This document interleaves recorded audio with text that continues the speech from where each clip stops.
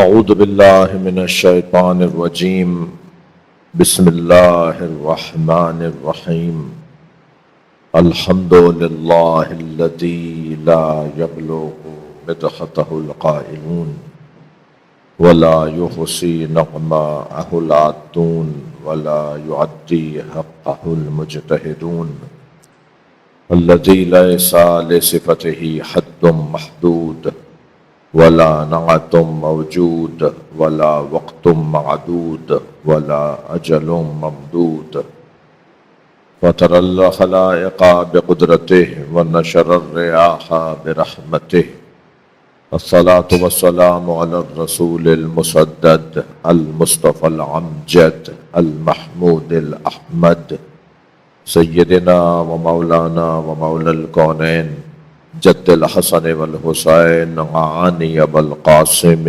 محمد اللہ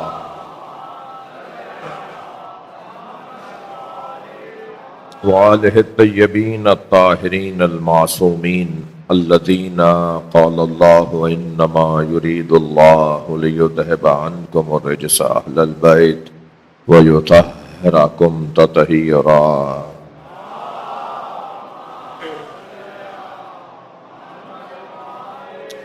وَلَعْنَةُ اللَّهِ عَلَىٰ أَعْدَائِهِمْ أَجْمَعِينَ مِنْ يَوْمِ عَدَاوَتِهِمْ إِلَىٰ قِيَامِ يَوْمِ الدِّينِ أَمَّا بَعْدُ قَالَ الْحَكِيمُ فِي قُرْآنِ الْكَرِيمِ بِسْمِ اللَّهِ الرَّحْمَٰنِ الرَّحِيمِ وَجَعَلْنَاهُمْ أَئِمَّةً يَهْدُونَ بِأَمْرِنَا وَأَوْحَيْنَا إِلَيْهِمْ فِعْلَ الْخَيْرَاتِ وَإِقَامَ الصَّلَاةِ وَإِيتَاءَ الزَّكَاةِ وَكَانُوا لَنَا عَابِدِينَ صلوات۔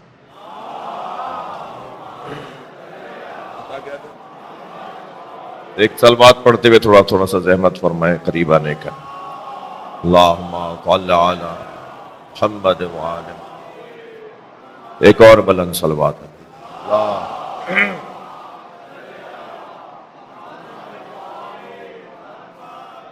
جو احباب صحن مسجد میں بیٹھ کے سننا چاہتے ہیں انہیں تو اب اتنی زحمت نہیں دوں گا کہ وہاں سے یہاں آئیں وہ، لیکن جو آپ اندر آ چکے ہیں وہ تھوڑا سا جڑ کے بیٹھ جائیں۔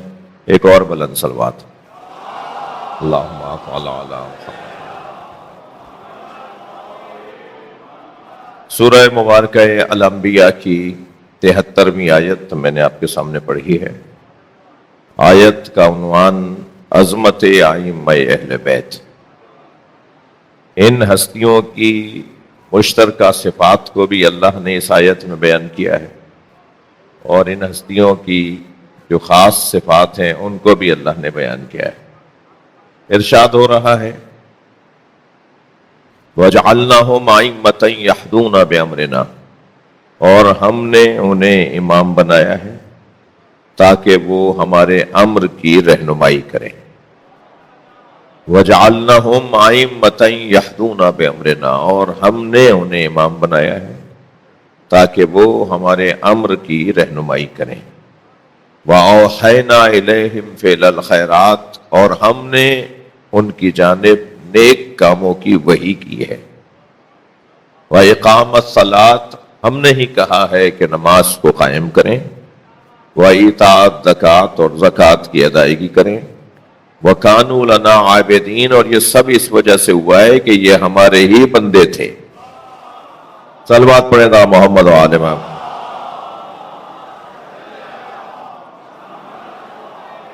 وَكَانُوا لَنَا عَابِدِينَ، یہ صرف اور صرف ہمارے بندے ہیں، یہ ہمارے بندے ہیں۔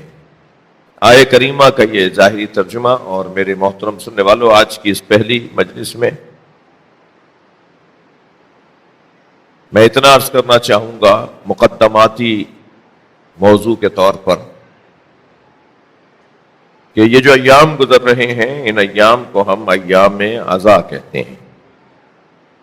ایام عربی زبان کا لفظ یوم کی جمع، اور عزا عربی زبان کا لفظ جس کا مطلب ہے صبر۔ ایام صبر ہیں یہ۔ انسان کو صبر کرنے کا جو ایک عملی مظاہرہ ہے، کہہ لیجئے کہ ایک مشق ہے، ایک تمرین ہے، ایک ممارست ہے، ایک ریاضت ہے صبر کرنے کی، اسے ایام ازا کہا جاتا ہے۔ ایام ازا، اب دیکھیے صبر، اب آپ جاتے ہیں ایام انہی ایام میں بھی، اور اس کے علاوہ صرف ہم 9 اور 10 محرم کو خاص طور پہ اور عشر اولیٰ میں خاص طور پر ہم اپنے مرحومین کو یاد نہیں کرتے۔ ہم اپنے عزیزوں میں کوئی رحلت ہو جائے تو اس کے ہاں فاتحہ کے لیے یا اس کے لیے دعائے مغفرت کے لیے نہیں جاتے، اس لیے کہ ہمارے پاس سب سے بڑا غم، یہ ہمارے بزرگوں نے ہمیں تربیت کی ہے، ان ایام میں ہم صرف امام حسین کو یاد کرتے ہیں، اور پھر سال بھر یہ عمل رہتا ہے۔ تو جب آپ جاتے ہیں نا تو آپ اس عمل کو کہتے ہیں تعزیت کرنے گئے۔ کہاں جا رہے ہو بھائی؟ تعزیت کرنے جا رہے ہیں۔ یہ تعزیت کا خاندان بھی عزا کے خاندان کا لفظ ہے، تعزیت کا لفظ بھی عزا کے خاندان کا لفظ ہے۔ یہ تعزیت، تعزیہ، یہ جو زرعی اٹھاتے ہیں اس کو کہتے ہیں تعزیہ بردار لوگ، تعزیہ دار لوگ، تعزیہ اٹھانے والے لوگ۔ تو عزا کا ایک عنوان، عزا کا ایک استعارہ، جی ایام عزا یعنی ایام صبر۔ میرے محترم سننے والوں کو حدیث ہدیہ کر رہا ہوں، الصبر ثلاثۃ، پھر صبر کی 3 قسمیں بیان کیے ہیں معصوم نے۔ ایام عزا یعنی ایام صبر، اور ایام صبر، یہ صبر کیا ہے؟ الصبر ثلاثۃ، صبر کی 3 قسمیں۔ الصبر عن المعصیہ، معصیت پر صبر کرنا، یعنی اس گناہ کو ہاتھ نہ لگانے پہ صبر کرنا، اسے اپنے آپ کو بچا کے رکھنا، اپنے آپ پر کنٹرول رکھنا کہ یہ گناہ میں نہ کر پاؤں۔ معصیت پر صبر، گناہ پر صبر، گناہ سے روکا گیا تھا، رکے رہے، بھائی صابر تھے، شریعت نے گناہ سے روکا تھا، رکے رہے، وہ کام نہیں کیا، صابر تھے۔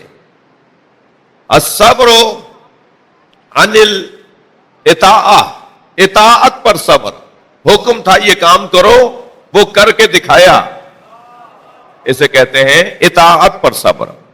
خاص طور پہ سردی کے ایام، فجر کی نماز، ٹھنڈا پانی اور وضو کر کے بستر چھوڑ کر مصلی پر آنا، یہ صبر کا کام نہیں ہے تو اور کیا کام ہے؟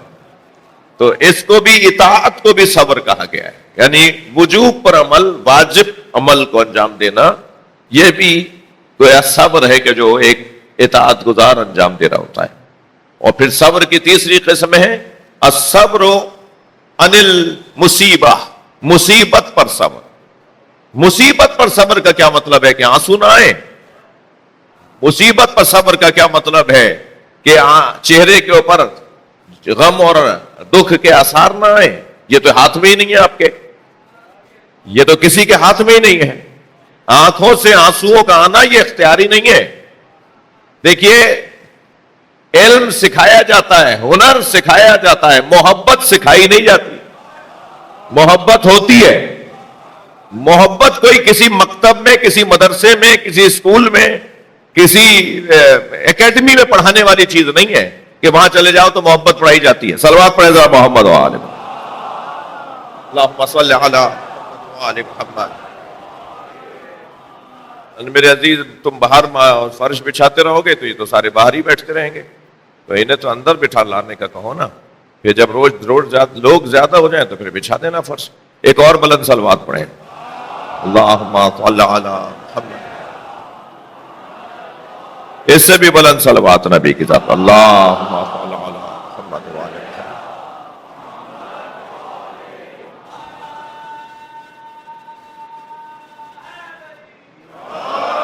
بات بہت روشن ہے، محبت پڑھائی نہیں جاتی۔ محبت کوئی ہنر اور کوئی فن، کوئی ٹیکنک نہیں ہے، محبت ہوتی ہے۔ اچھا، محبت ہوتی ہے کا مطلب ہے محبت فطری ہے۔ اسی لفظ کو اگر میں بدل کے کہوں، یہ کام ہوتا ہے بھائی، یعنی یہ فطرت ہے۔ بھوک لگتی ہے یا بھوک کو پڑھایا جاتا ہے کہیں؟ پیاس کو کہیں سکھایا جاتا ہے کہ جاؤ سیکھ کر آؤ پیاس کیسے لگتی ہے؟ جتنی بھی فطری چیزیں ہیں وہ ہوتی ہیں، انہیں سکھایا نہیں جاتا ہے۔ محبت بھی ایک فطری عمل ہے، اسے پڑھایا اور اسے سکھایا نہیں جاتا۔ ہاں، یہ اور بات ہے کہ محبت کے پیچھے کوئی سبب ضرور ہے۔ ہر ایک سے محبت بھی نہیں ہوتی۔ بھائی محبت ہوتی ہے تو سب سے ہوتی نا. صلوات پڑھے ذرا محمد و آل محمد. سب سے نہیں ہوگی محبت، سب سے نہیں ہوگی. کیوں سب سے نہیں ہوگی؟ پھر اس کا مطلب یہ ہے کہ اس کے ہونے میں بھی کوئی علت ہے. بھائی جیسے پیاس لگتی ہے، کم سے کم اندرونی اعضاء کا صحت مند ہونا ضروری ہے تبھی پیاس لگے گی. معدے کا کام کرنا ضروری ہے تب بھوک لگے گی. ایسے ہی محبت ہوتی ہے تو اس کے پیچھے جو چیز شامل ہے، کار فرما ہے، وہ ہے علم، وہ ہے تقوی، وہ ہے حسن، وہ ہے جمال، وہ ہے شجاعت، وہ ہے سخاوت. جتنے بھی کمالات ہوں گے اتنی ہی محبت بڑھتی چلی جائے گی. اب آپ کو کبھی کسی سے ایک کمال کی وجہ سے محبت ہوتی ہے، کبھی دو کمالوں کی وجہ سے ہوتی ہے. محبت تو وہ جامع محبت ہوگی کہ اس سے محبت ہو رہی ہو جس میں کمال ہی کمال پایا جاتا. جی تمام تر کمالات اگر ایک جگہ پر جمع ہوں تو لا محالہ بے محابہ فطرتاً محبت ہوگی. ایک انسان کے اندر، ایک وجود کے اندر شجاعت بھی ہو، بھائی بہادر ہے، بھائی سخی ہے، بھائی حسین ہے، بھائی کرسی بھی اس کے پاس سب سے بڑی ہے، اور کرسی بھی ایسی کرسی ہے جو کسی کے دینے پہ نہیں ملی، نہ کسی کے چھیننے پہ چھنے گی. وہ کرسی بھی آسمانی کرسی ہے.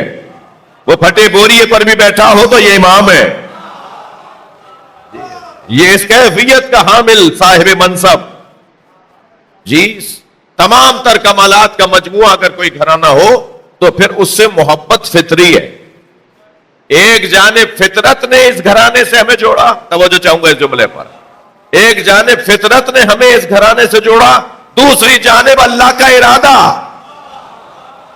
وہ بھی یہی چاہتا ہے کہ ان کے ساتھ جڑے رہو. اور پھر تیسری جانب نبی مکرم کی دعا. انہوں نے مولا علی اور جناب زہرا کے عقد کے موقع پہ دعا کی تھی، یا اللہ ان دونوں کی نسل میں ایسے لوگ مجھے عطا کر کہ ساری انسانیت ان کی طرف رجوع کرے.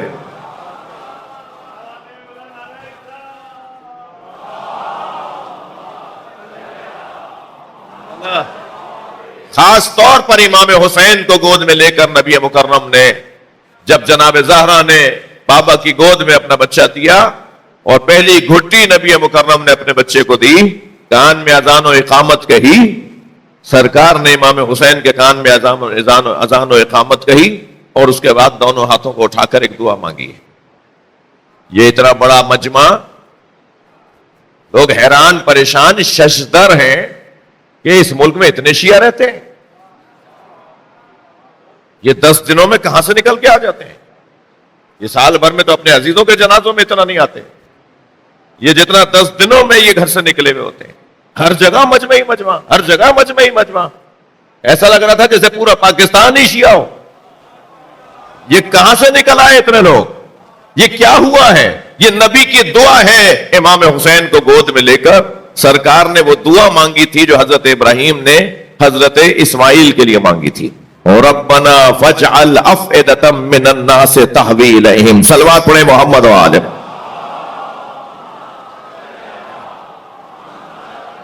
اے اللہ لوگوں کے دلوں کو میرے حسین کی طرف موڑ دے. لہذا عزاداری میں صرف شیعہ نہیں ہوتے، عزاداری میں صرف شیعہ نہیں ہوتے، ایک بڑی تعداد میں غیر شیعہ، حتیٰ غیر مسلم. بلکہ اگر معرفت کی نگاہوں سے دیکھا جائے تو ان ایام کے اندر وہ فرشتے بھی شامل ہوتے ہیں، وہ اجنہ بھی شامل ہوتے ہیں. میں تو خود ایک معمولی سا ذاکر ہوں، مجالس جب پڑھ رہا ہوتا ہوں تو مجھے صرف ان 10 دنوں میں ایسے چہرے نظر آتے ہیں جو سال بھر مجھے تو نظر نہیں آتے. میں یہ تنقید نہیں کر رہا، تعریف کر رہا ہوں. اتنی بڑی تعداد میں کچھ لوگ نظر آتے ہیں ہر مجلس میں کہ جو یہ سال میں ایک دفعہ نظر آتا ہے، بس اسی مجلس میں آتا ہے، یہ سال میں ہی نکلتا ہے گھر سے، یعنی مجلس میں آتا ہے. یہ ایسا ہوتا ہے.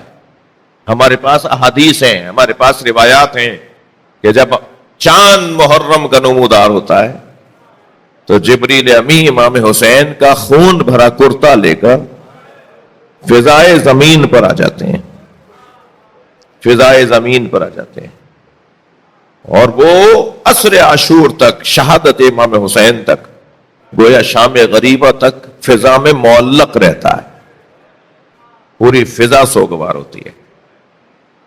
بہت ساری چیزیں مجھے اور آپ کو نظر نہیں آ رہی، بہت ساری آوازیں مجھے نہیں آ رہی جی، بہت ساری چیزیں ہمیں نظر نہیں آ رہی۔ ضروری نہیں ہے جو ہمیں نظر نہ آ رہا ہو وہ نہیں ہے، کچھ اثرات ہیں جو ماحول کے اوپر پڑتے ہیں، کچھ اثرات ہیں، ان اثرات کو سہارا دیتی ہیں روایات اور احادیث، کہ احادیث کے اندر کچھ اس طرح کے پیغامات ہیں۔ زمین روتی ہے، آسمان روتا ہے، اب ہمیں سنائی نہیں دے رہا تو یہ مسئلہ تو ہمارا ہے، یہ ہمیں سنائی نہیں دے رہا، لیکن احادیث کہتی ہیں کہ ماحول کچھ ایسا ہی ہے۔ اللہ چاہتا ہے کہ حسین مولا سے محبت کرنے والے زیادہ سے زیادہ ہوں، اللہ چاہتا ہے۔ دیکھیے نا، 1,24,000 پیغمبر اور مولا علی سے لے کر امام مہدی تک، یعنی 1,24,000 نبی اور 14 یا کہیے 12 امام، ٹھیک ہے؟ 1,24,000 میں ہمارے نبی آ گئے، امامت میں 12 امام، تو 1,24,000 نبی اور 12 اماموں میں صرف ایک امام حسین ہے جنہوں نے ان سب کی محنتوں کی ضمانت لی ہے۔ توجہ ہے بات کی، ان کی قربانیوں کی ضمانت۔ صلوات پڑھ لیں ذرا محمد و آلہ۔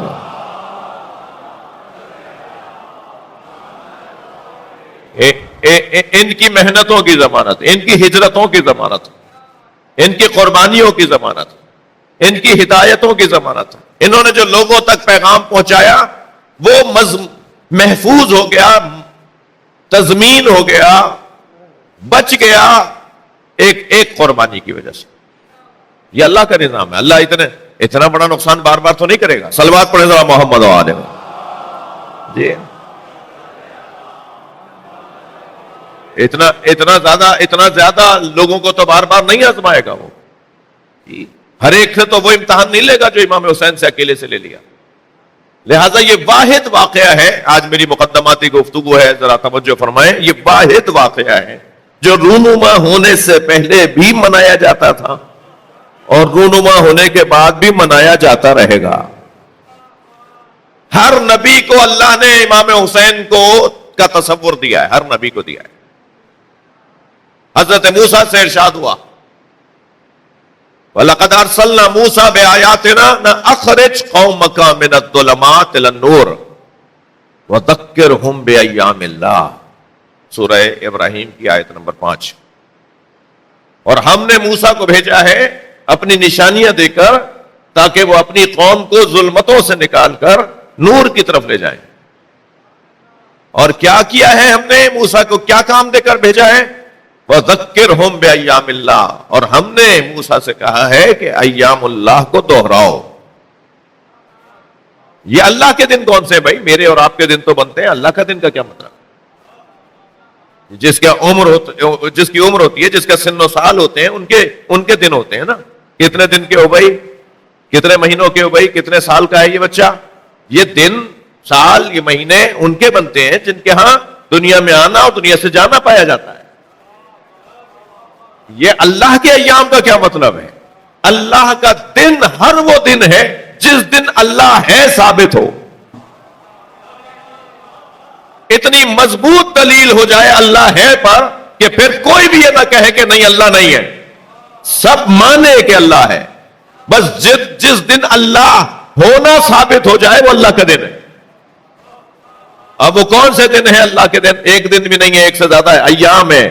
ذکرہم بایام اللہ، ایام کا لفظ ہے، ایک دن نہیں ہے، کم سے کم 3 دن سے زیادہ ہے۔ 3 اور 3 دن کو سے زیادہ کو جمع کا صیغہ بنتا ہے۔ جمع جو ہے وہ 3 کی عدد کے اوپر بنتا ہے، یا 3 سے زیادہ ہو تو اسے جمع کرتے ہیں۔ ایام جی، یومان کہا جائے گا 2 دن کو، یومن کہا جائے گا 1 دن کو، یومان کہا جائے گا 2 دن کو، ایام کہا جائے گا 3 اور 3 سے زیادہ دن ہوگا۔ اللہ کے وہ کم سے کم 3 دن کون سے ہیں جی؟ ایک یوم القیامہ، آنکھیں کھلیں گی بھائی، بڑے بڑے لنترانیاں کرنے والے، اللہ کا انکار کرنے والے اپنی آنکھوں سے دیکھیں گے اللہ ہے۔ اللہ کو نہیں دیکھیں گے، میں نے ہرگز نہیں کہا، اللہ ہے کو دیکھیں گے، اللہ کا وجود ہے، وہ ان پہ روشن ہو جائے گا۔ وہ یوم القیامہ، قیامت کا دن۔ تھک تو نہیں رہے میری باتوں سے؟ صلوات پڑھیں ذرا نبی کی ذات۔ اللہم صل علی محمد وآل محمد۔ وہ یوم القیامہ، جس دن طے ہو جائے گا کہ اللہ ہے، حجاب ہٹیں گے، آنکھیں کھلیں گی، جی حقیقت کھلے گی۔ جنہیں دنیا میں ظلم و زیادتی کا شکار کیا گیا تھا ان کی جلالت نظر آئے گی، جنہوں نے لمبی لمبی حکومتیں اور زیادتیاں اور ظلم کا دور اپنا قائم رکھا ان کی ذلت نظر آئے گی۔ جی یہ سب کچھ وہاں اس دن نظر آئے گا۔ یوم القیامہ یوم اللہ ہے، یوم الظہور،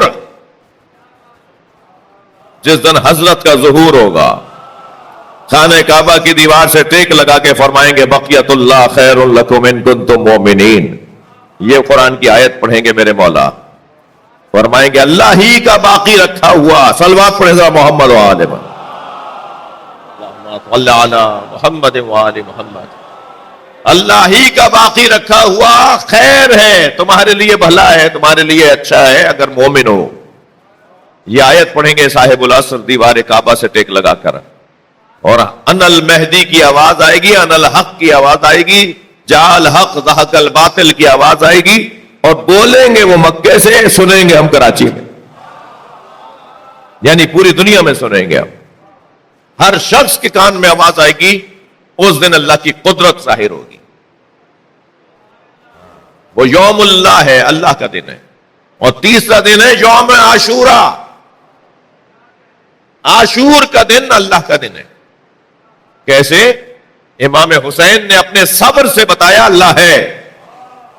لہذا علامہ نقن صاحب کا بڑا حسین جملہ ہے، وہ کہتے ہیں اللہ ہے پر، علامہ سید علی نقی نقن اللہ مقامہ بر صغیر کا بڑا نام، وہ فرماتے ہیں اللہ ہے پر ان گنت دلیلیں ہیں، 1 2 4 500 نہیں، 1000 2000 نہیں، ان گنت دلیلیں ہی دلیلیں کہ اللہ ہے۔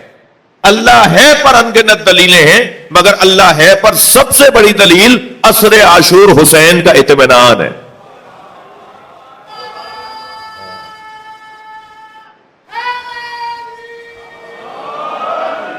اللہ ہے پر سب سے زیادہ بڑی دلیل امام حسین کی قربانی ہے عاشور کے دن۔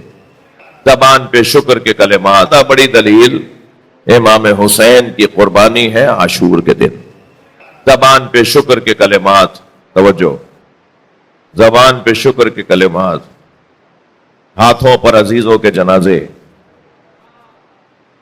سجدے کا طول پکڑنا،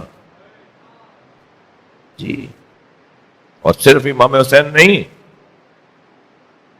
کوئی ایک بچے نے، کسی ایک بیوی نے اگر کوئی شکوہ شکایت کر دی ہوتی ہے نا، اتنا ڈھول پیٹتے یہ لوگ جو آزاداری کے مخالف ہیں، جو کربلا کو دہرانے کے مخالف ہیں، کسی ایک بیوی نے کوئی شکوہ نہیں کیا، کوئی شکایت نہیں کی، حتیٰ وہ 4 سالہ بچی سکینہ، جی، اس بیوی نے بھی کبھی کوئی شکوہ نہیں کیا۔ پانی مانگا، بے چینی ہوئی، بے کلی ہوئی، اضطراب ہوا، اور جیسے امام حسین نے سمجھایا فوراً وہ 4 سالہ سینے پہ سونے والی بچی مطمئن ہو گئی، فوراً مان گئی امام حسین کی بات۔ ایک دفعہ کہا تھا تم پانی پی لو گی تو امت کی بخشش نہیں ہوگی، تو پیچھے ہٹ گئی تھی، فرمایا بابا میں پیاسی رہوں،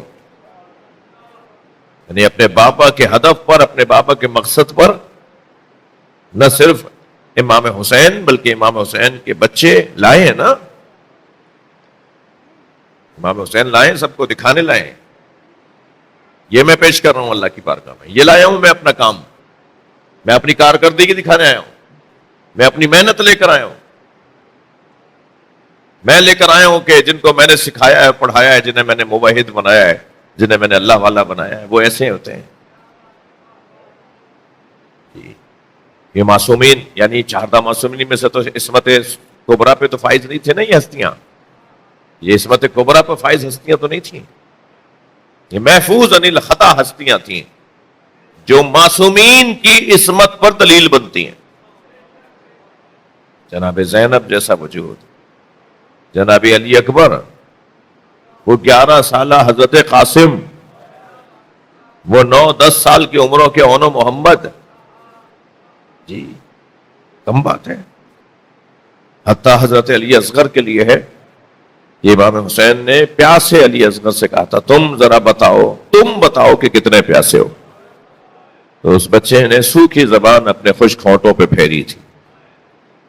جی ایک عجیب کربلا، عجیب ایک داستان ہے،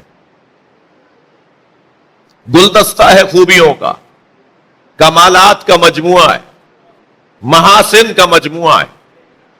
کس زاویے سے بات کی جائے کربلا کے اوپر، کس دید سے بات کی جائے، کس اینک سے دیکھا جائے کربلا کو، جس زاویے سے دیکھیں، جس رخ سے دیکھیں کربلا کو، ایک نیا پیغام ملتا ہوا نظر آتا ہے.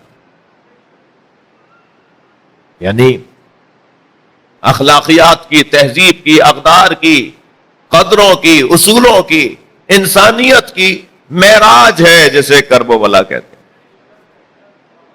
ہزاروں سال گزرنے کے بعد بھی ایسا لگتا ہے کہ کربلا کے بغیر تو ہمارا گزارا ہی نہیں ہے. یہ ہماری ضرورت بن گئی ہے کربلا کا تذکرہ. جی اب اس عمل کو جسے ہم انجام دے رہے ہیں اسے عزاداری کہتے ہیں. عزاداری عربی اور فارسی کی ترکیب ہے، ورنہ یہ ایام عزا یعنی ایام صبر ہیں، ایام برداشت ہیں. عزاداری یعنی برداشت.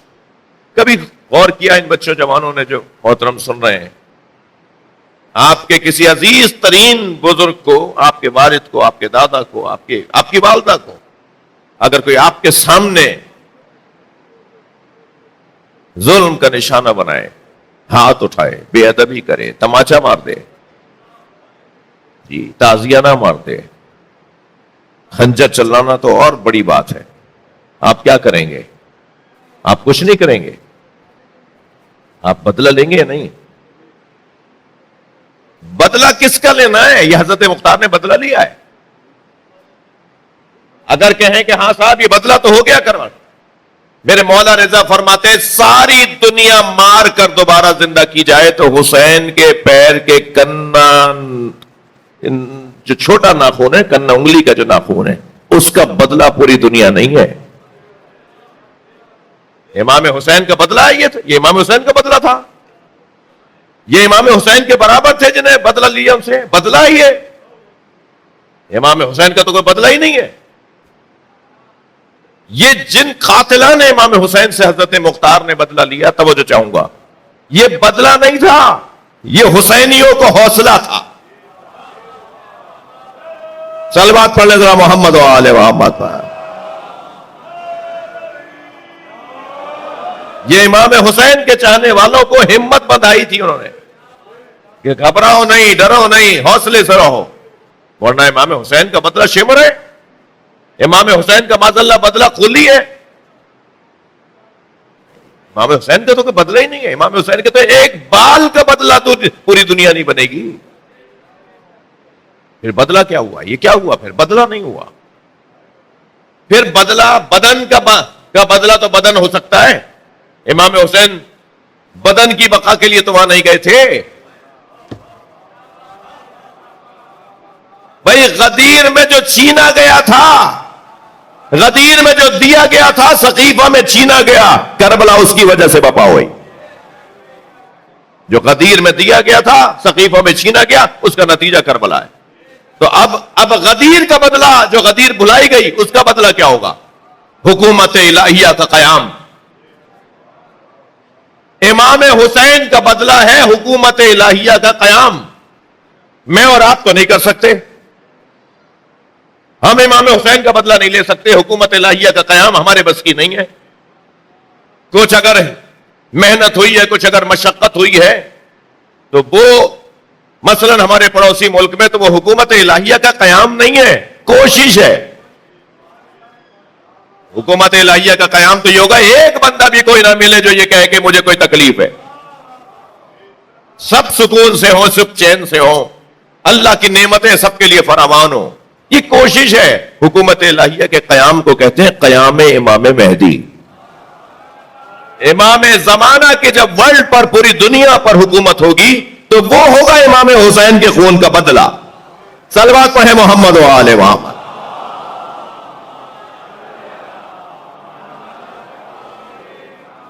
تو کیا کریں اس وقت تک؟ تیاری. اگر کل صبح آنے والے جمعے کو اعلان ہو جائے ظہور کے لیے بلند صلوات پڑھیں.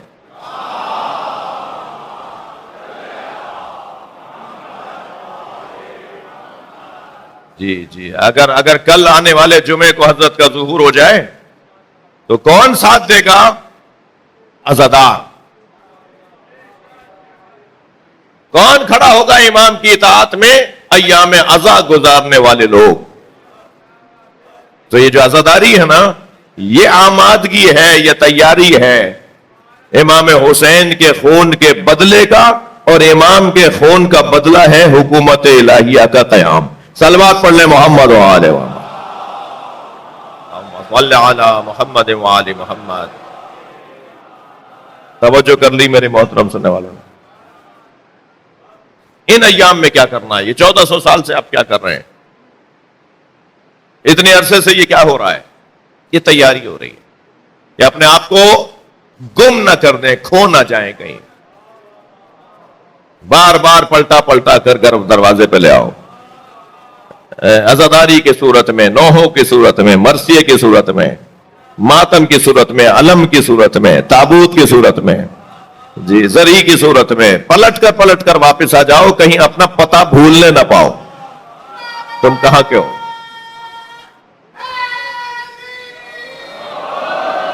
کہاں کے ہو کون؟ کہاں کے رہنے والے ہو؟ تمہارا تعلق کس سے ہے؟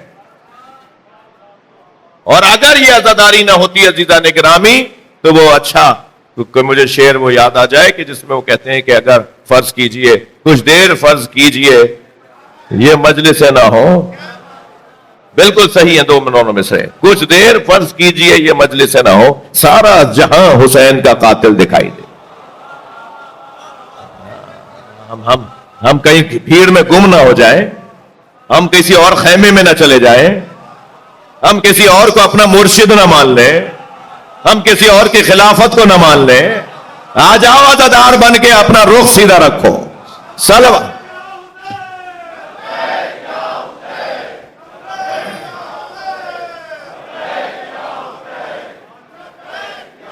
بلند تر صلوات پڑھیں.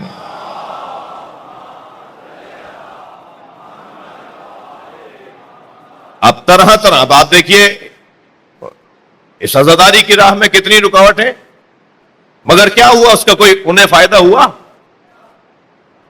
رسوائی کے علاوہ، شرمندگی کے علاوہ. انہی کے اپنے بچے آنا شروع ہو گئے مجلس میں، انہی کے اپنے لوگ مجلسوں میں آنا شروع ہو گئے. بدعتوں کے فتوے. صلوات پڑھیں ذرا نبی کی ذات پر. اللہم صلی علی محمد و آل محمد. یہ کرنا بدعت ہے، یہ کرنا بدعت ہے، یہ کرنا بدعت ہے. کالے کپڑے ہم پہن رہے ہیں، جواب یہ دے رہے ہیں بھئی کالے کپڑے جب میں پہنتا ہوں تو اس کی دلیل بھی میں دوں گا نا. ماتم جب ہم کرتے ہیں تو ماتم کا جواز کیا ہے، دلیل بھی ہم دیں گے نا. آپ تو کرتے ہی نہیں ہیں، آپ جواز کیا دلیل دیں گے؟ آپ تو وہی دلیل دیں گے. آپ نہیں کرتے، آپ کہتے ہیں نہیں کرنا، نہ کرنا غلط، نہ کرنا صحیح. ہم کرتے ہیں تو ہم دلیل دیں گے نا کہ کیوں کرتے ہیں. اب تک سوشل میڈیا کا زمانہ ہے، کوئی بات چھپی بھی نہیں ہے. اب تک کہتے آ رہے ہیں بچے کاٹ کے کھلاتے ہیں. کوئی تو گلبرگ میں 2 بچے گم ہوئے ہوتے، جہاں مجلس ہو رہی ہے وہاں نیاز پک رہی ہے، کوئی تو اس علاقے کے اندر کوئی بچے گم ہوئے ہوتے ہیں. اور یہ کیوں بچوں پہ بیچاروں پہ کیوں رکھ دیا؟ انہیں پتا ہے بچوں کو اگر پتا چل گیا نا حق اور سچ کیا ہے، ہاں تو بچہ تو جائے گا نہیں. اور یہ ہے سارا ہی کھیل، یہ سارا ہی معاملہ، یہ سارا ہی امر تربیت کا. یہ تربیت ہو رہی ہے. بچوں کو روک دو کسی طرح، بچے ڈر جائیں گے نہیں، بلا تشبیہ. کہاں ہم اور کہاں مولا. لیکن وہاں پر بھی ایسا ہی ہوا تھا جب مولا علی کی شہادت ہوئی اور خبر شام پہنچی، کوفے کی خبر شام پہنچی، تو شام میں گھروں میں لوگ یہ کہنے لگے کہ علی نماز بھی پڑھتے تھے جو مسجد میں مارے گئے. علی مسجد میں کیوں مارے گئے؟ علی نماز پڑھتے تھے کیا؟ بتایا یہ کیا کہ علی کون ہے؟ شام کی عورتیں اپنے بچوں کو ڈرا کے دھمکا کے سلاتی تھیں، سو جاؤ علی آ جائے گا، یعنی بچہ ڈرے اسے. تو بچوں کے اوپر یہ بیچاروں پر بے رحمی کہ اگر تم دیکھو بچوں کو کاٹ کے کھلا دیتے ہیں، وہ کسی غذا کے اندر کوئی کسی مرغی کی ٹانگ نکلی تو کہنا یہ بچے کی انگلی ہے. حد ہو گئی، حد ہو گئی. مگر کیا ہوا اس کا؟ مجھے تو میں نے تو یہ بات اصل بات آ گئی نا آپ کے پاس. اصل بات تو یہ ہے کہ اس کا کوئی نتیجہ نکلا. امام بار کا چھوٹے پڑھ رہے ہیں، اس کا یہ نتیجہ نکلا. امام بار کا چھوٹے نہیں، حسینیوں میں اضافہ ہو رہا ہے. ہر سال مسلسل ہر کچھ دن کے بعد ایک تعداد ہے جو اہل بیت کی طرف راغب ہو رہی ہے. پھر فتوے صاحب حرام ہے یہ کام، حرام ہے یہ کام، بدعت ہے یہ کام. جی ہمیں ایک فورم پر بٹھایا گیا تھا، تو وہاں پر بات وہ صاحب فرمانے لگے، بڑے صاحب تھے یعنی ایک مفتی صاحب تھے، کہنے لگے پاکستان میں امن و امان بحال ہو جائے گا، ان کے ماتمی جلوسوں کو بند کروا دو. تو ہم نے سوچا تھا کہ ہمیں جب موقع ملے گا جب ہی بولیں گے، مگر وہ تو بولے ہی چلے جا رہے تھے، وہ تو روک ہی نہیں رہے تھے. تو آخر ہم نے اصولوں کو توڑتے ہوئے، آداب کو توڑتے ہوئے ہم نے آواز دے کر کہا، ہم نے کہا بھائی آج ہی طے کر کے اٹھو گے، پھر تراویاں بھی بند ہوں گی اور پھر میلاد کے جلوس بھی بند ہوں گے. اسے وہ نہیں مانتا، اسے وہ نہیں مانتا، اسے وہ نہیں مانتا. تو یہ کہاں سے طے ہو گیا کہ جیسے تم نہیں مانتے وہ بند ہو جائے؟ کتنی بڑی تعداد میں ہیں جو سنی بھی ہیں، شیعہ بھی ہیں، جو تراویوں کو بدعت کہتے ہیں.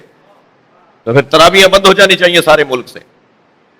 کتنی بڑی تعداد میں غیر شیعہ اور غیر جو ہے وہ بریلوی ہیں جو کہتے ہیں کہ میلاد کے جلوس بدعت ہے، تو پھر جلوس بند ہو جائیں؟ نہیں بھائی، ایسے نہیں ہوگا. یہ آپ کی سوچ پر نہیں چلے گا دین. میں ڈاؤ یونیورسٹی کے اندر گیا، وہاں ڈاکٹر حضرات سے گفتگو تھی. ایک ڈاکٹر صاحب کھڑے ہو گئے، کہنے لگے کہ مولانا یہ آپ ماتم کیوں کرتے ہیں؟ میں نے کہا آپ سوال پورا کریں. کہنے لگے بدن اللہ کا ہے، اللہ کی چیز میں دخالت دینا، اللہ کے دی ہوئی عطیوں میں اور ہدیوں میں دخالت دینا، بال نوچنا، کھال نوچنا، بدن کو زخمی کرنا، یہ اللہ کی امانت ہے. میں نے کہا آپ کا شعبہ کیا ہے؟ آپ میڈیسن کے ڈاکٹر ہیں، آپ فزیشین ہیں، آپ ہیں کون؟ کہنے لگے میں سرجن ہوں. میں نے کہا میری مشکل آسان ہو گئی. میں اپنے بدن کو تو تکلیف پہنچا نہیں سکتا، آپ دوسروں کے بدن کاٹ دیتے، چیرے لگا دیتے ہیں، سینہ چوک کا چاک کر دیتے ہیں. آپ دوسروں کے بدنوں کو روزانہ کاٹ رہے ہوتے ہیں. مجھے اپنے بدن کو تکلیف دینے کی اجازت نہیں ہے. آپ کو کس نے دی ہے کسی اور کے بدن کو کاٹنے کی اجازت؟ تو آپ کا جواب یہ آئے گا بڑی مصلحت کی خاطر، اس کی زندگی کی خاطر اسے وقتی طور پہ تکلیف دی جا رہی ہے. یہی جواب ہمارا بھی ہے. بڑی مصلحت یہ ہے کہ حسین کی طرف توجہ کر لو. بڑی مصلحت یہ ہے کہ مظلوم در حقیقت ظالم سے نفرت کے لیے اور مظلوم سے پیار کے لیے ایسا کام کرتا ہے. اور یہ آج کا نہیں ہے، رائج ہے. یہ امتوں میں رائج رہا ہے، یہ خاندانوں میں رائج رہا ہے. حتیٰ میدان احد کے اندر جب حضرت حمزہ کا جگر نکال کر اسے چبایا گیا، آپ کے کان بریدہ کر دیے گئے، آپ کی ناک بریدہ کر دی گئی، آپ کے ہونٹوں کو کاٹ دیا گیا، تو جنازہ دیکھ کر سرکار دو جہاں نے آواز لگائی تھی کہ ہر خاتون، ہر شخص اپنے اپنے شہید کے جنازے پہ رو رہا ہے، میرے چچا کے جنازے پہ کون آئے گا؟ تو ساری خواتین وہاں سے اٹھ کر آ گئی تھیں. اور اس کے بعد سے لے کر آج تک جب بھی کبھی کسی کے جنازے پر عرب خاتون پہنچتی ہے تو پہلے حضرت حمزہ کا نوحہ ہوتا ہے.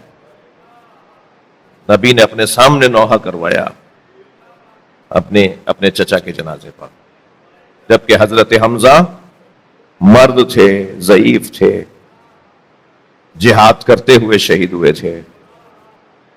ہم کس بات پہ نہ روئیں؟ امام حسین کے گلے پہ چلتا ہوا خنجر، حضرت امام حسین کے بدن پہ دوڑتے ہوئے گھوڑے، کون سی مصیبت ہے کہ جس کو بیان کریں اور وہ کربلا میں نہ ہو؟ سوچیں اور وہ کربلا میں مصیبت نہ ہو۔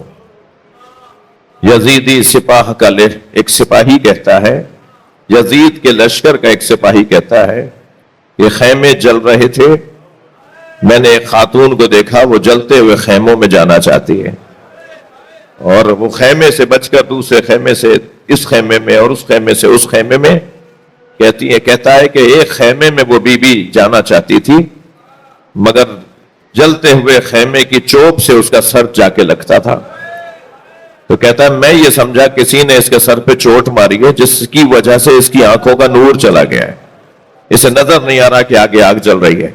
تو کہتا ہے میں دوڑتا ہوا گیا اور میں نے کہا بی بی تمہیں نظر نہیں آ رہا، آگے تو آگ ہے۔ تو وہ خاتون مڑی اور مجھے دیکھ کر کہنے لگی یا شیخ ان لنا فیہا علیل، اس خیمے میں ہمارا ایک بیمار رہ گیا ہے۔ اجرکم اللہ، اجرکم اللہ۔ آپ کی آوازیں بلند ہو گئی۔ وہ کہتا ہے تب مجھے سمجھ میں آیا یہ علی کی بیٹی زینب ہے، یہ حسین کی بہن زینب ہے، اور وہ جلتے خیمے میں اندر گئیں اور اپنی پشت پر اپنا بیمار بھتیجا اٹھا کے لائے۔ امام زین العابدین علیہ السلام کو اجرکم اللہ، اجرکم اللہ۔ جناب زین، اب یہ منظر کوئی بیان کرے؟ جناب فاطمہ کبریٰ فرماتی ہیں کہ جب خیمے جل رہے تھے، امام حسین کی دختر، امام حسین کی بیٹی، جن کا عقد جناب حسن مصنع سے ہوا، جن کی نسل سے حضرت عبداللہ شاہ غازی ہیں، حضرت فاطمہ کبریٰ کے یہ بیٹے ہیں، حضرت پوتے ہیں حضرت عبداللہ شاہ غازی۔ بی بی فرماتی ہیں کہ خیمے جل رہے تھے کہ ایک شخص میری طرف بڑھا، میں اپنی حفاظت کے لیے جب آگے بڑھی تو اس نے میرے سر پہ نیزہ مارا، میں غش کھا کے زمین پر گر گئی۔ کچھ دیر کے بعد جب مجھے افاقہ ہوا تو میں نے دیکھا میرا سر پھوپھی زینب کی گود میں، پھوپھی زینب کی آغوش میں میرا سر ہے۔ تو میں نے اپنے سر پہ ہاتھ رکھ کے کہا پھوپھی اماں میرے سر سے چادر اتار لی، تو آواز آئی ہے فاطمہ تمہاری پھوپھی کے سر پہ بھی چادر نہیں ہے۔ ظالموں نے بیویوں کے سروں سے چادریں اتاری۔ جناب زینب کا مرثیہ ہے جسے سنی شیعہ نے لکھا ہے، جب امام حسین کے لاشے پر آئی نا جناب زینب، تو بھائی کا لاشا پہچانا نہیں گیا، لاشا دیکھ دیکھ کے رونے لگی اور روتے ہوئے فرمایا نانا یہ آپ کا حسین ہے جسے خاک اور خون میں غلطان کر دیا، یہی آپ کا حسین ہے جسے آپ دوش پر بٹھاتے تھے۔ اجرکم اللہ، اجرکم اللہ۔ جن کے مذہب میں رونا جائز ہے وہ تکلف کر کے نہ روئیں۔ نانا یہ آپ کا حسین ہے جسے زبان چساتے تھے آپ، جسے اپنے دوش پر بٹھاتے تھے۔ پھر یہ کہہ کے فرمایا نانا یہ ہے آپ کا حسین مرمل بالدماء، جو خاک اور خون میں غلطان ہے، مقطع الاعضاء، جس کے اعضاء اور جوڑ علیحدہ کر دیا، مسلوب الامامۃ والرداء، جس کا امامہ اتار کر لے گئے، نانا جس کی آبا اتار کر لے گئے۔ اور پھر یہ کہنے کے بعد میری بیوی نے ایک ٹھنڈی سی سانس لی اور فرمایا وَبَنَاتُكَ سَبَايَا، نانا آپ کی بیٹیوں کو اسیر بنا لیا۔ یہ کہیں ہوتا ہے دنیا میں؟ حضرت عیسیٰ علیہ السلام، اللہ اکبر، حضرت عیسیٰ علیہ السلام کے چاہنے والے ان کی نشانیوں کو بچا کے رکھتے ہیں، ان کی نالینوں کو بچا کے رکھا ہوا ہے۔ حضرت عیسیٰ علیہ السلام کے بالوں کو انہوں نے مختلف، ان کے بڑے بڑے جو پادری ہیں ان کے پاس ان کے تبرکات موجود ہیں۔ یہ کیا ہو گیا مسلمانوں کو کہ نبی کے نواسے کا گلا کاٹ دیا، نبی کے نواسے پہ گھوڑے دوڑا دیے، نبی کی بچیوں کو اسیر بنا کے لے گئے۔ نبی کی نشانی تھی نا امام سجاد، انہیں کہاں کہاں دیار بدیار نہیں لے کر گئے۔ ہر منزل پر آواز آتی تھی واہ محمدہ، واہ محمدہ، نانا دہائی ہے، نانا دہائی ہے، اللہ لعنت اللہ اللہ الظالمین۔ یا اللہ ان آوازوں پر رحمت نازل فرما، رونے والوں کی توفیقات میں اضافہ فرما، ہم سب کی عاقبت بخیر فرما، امام زمانہ کے ظہور میں تعجیل فرما، دعاؤں کی قبولیت، مرحومین کی مغفرت، بانیان مجلس، حاضرین، ذاکرین، ان تمام کے مرحومین کی مغفرت کے لیے بلندتر صلوات۔ اللہم صل علی محمد وعلی